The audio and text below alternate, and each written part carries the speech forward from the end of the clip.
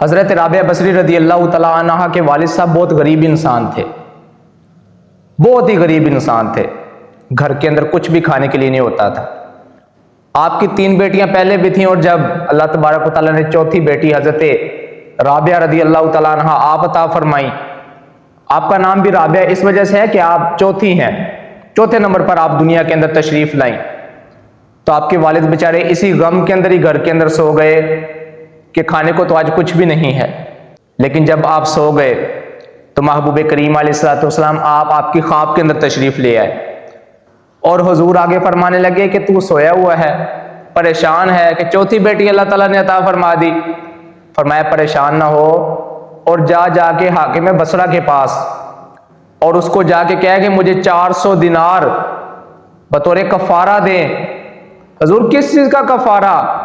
تو محبوب کریم علیہ الصلوۃ والسلام آپ فرمانے لگے کہ اس کو جا کے کہنا کہ نشانی محبوب نے یہ دی ہے کہ تو ہر رات میرے اوپر 100 مرتبہ درود پاک پڑھتا ہے، اور جب جمعہ کی رات آتی ہے تو 400 مرتبہ پڑھتا ہے، اور یہ جو جمعہ کی رات تھی درود پڑھنا تو بھول گیا تھا، اسے جا کے کہنا کہ حضور فرماتے ہیں تو درود پڑھنا بھول گیا ہے نا، تو اس کا کفارہ یہ ہے کہ تو 400 دینار مجھے تحفے میں دے، بطور کفارہ دے۔ حاکم بصرہ کے پاس جب آپ پہنچے، آپ نے ایک عرضی لکھی، اور جب آپ کے والد صاحب وہاں پہ پہنچے اور جا کے عرضی دکھائی تو وہ جو نوکر چاکر تھے وہ اندر چلے گئے، جا کے انہوں نے عرضی دکھائی۔ جب حاکم بصرہ نے عرضی دیکھی تو وجد میں آ گیا، کہنے لگا حضور نے مجھے یاد فرمایا، میری اتنی اوقات ہے کہ محبوب کریم علیہ الصلوۃ والسلام مجھے یاد فرمائے۔ حاکم بصرہ نے کہا کہ اسی خوشی کے اندر 10,000 درہم فقیروں کے اندر تقسیم کیے جائیں، اور 400 درہم ان بزرگوں کو بھی عطا کیے جائیں کہ جن کی وجہ سے محبوب نے کرم فرمایا۔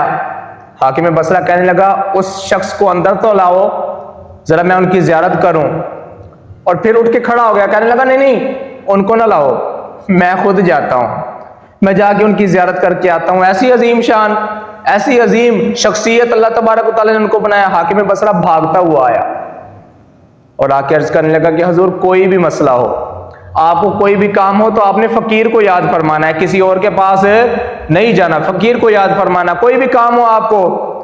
اور میرے بھائی، محبوب کریم علیہ الصلوۃ والسلام کے جو ماننے والے ہیں، محبوب کریم علیہ الصلوۃ والسلام سے جو لوگ محبت کرنے والے ہیں، اگر وہ گھر کے اندر پیدا ہو جائیں تو اللہ تعالیٰ جتنی بھی بڑی مشکلات ہوں سب کو دور فرما دیا کرتا ہے۔ اللہ تبارک و تعالیٰ اپنے کرم کے خزانوں کو کھول دیا کرتا ہے، مالک اپنی رحمتوں کی بارشیں فرما دیا کرتا ہے۔ لیکن وجہ یہ ہے کہ بس محبوب کریم علیہ الصلوۃ والسلام سے محبت کرنے والا ہونا چاہیے، حضور سے پیار کرنے والا ہونا چاہیے۔ حضرت رابعہ بصری رضی اللہ تعالیٰ عنہ کو اللہ تبارک و تعالیٰ نے اتنی شانیں، اتنی عظمتیں عطا فرمائی تھی کہ جب آپ بڑی ہو گئیں اور آپ نے ولایت کے منصب پر اپنے آپ کو فائز پایا، تو ایک مرتبہ رات کو نماز پڑھتے پڑھتے آپ تھک گئی تو سو گئی۔ اب جب آپ آرام فرمانے لگی تو اس طرف سے نا ایک چور آ گیا، اور چور آ کے آپ کے گھر کے اندر گھس گیا، تو اس نے آپ کا جو سامان تھا اس کی گٹھڑی بنائی اور چلنے لگا، کہنے لگا چلو ہم تو نکلتے ہیں، بزرگ سوئے ہوئے ہیں۔ اب جب آپ سوئی ہوئی تھی تو وہ چلنے لگا، جیسے اس نے سامان کی گٹھڑی اٹھا کے چلنے کی کوشش کی تو وہ اندھا ہو گیا۔ اب جب وہ گٹھڑی اٹھا کے چلنے کی کوشش کرتا ہے تو نابینا ہو جاتا ہے، اور جب واپس گٹھڑی نیچے رکھ دیتا ہے تو پھر بینا ہو جاتا ہے۔ یعنی گٹھڑی رکھتا ہے تو آنکھیں واپس ہیں، گٹھڑی اٹھا کے چلنے کی کوشش کرتا ہے تو وہ پھر نابینا ہو جاتا ہے۔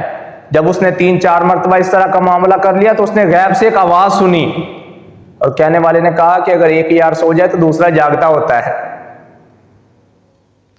دوسرا جاگ رہا ہوتا ہے۔ تو نے یہ سمجھا ہے کہ پتہ نہیں یار دونوں ہی سو گئے ہیں، وہ سو رہی ہیں، میں تو جاگ رہا ہوں۔ اور اس کہنے والے نے کہا کہ تو اس کے گھر میں چوری کر کے کرنے آیا ہے، اس کے گھر کے اندر؟ جب سے رابعہ نے ہمیں اپنے حوالے کر دیا ہے تب سے تو شیطان بھی ان کے راستے کے اندر پھٹک نہیں سکتا، تو پھر چور ہے، بھاگ جا یہاں سے۔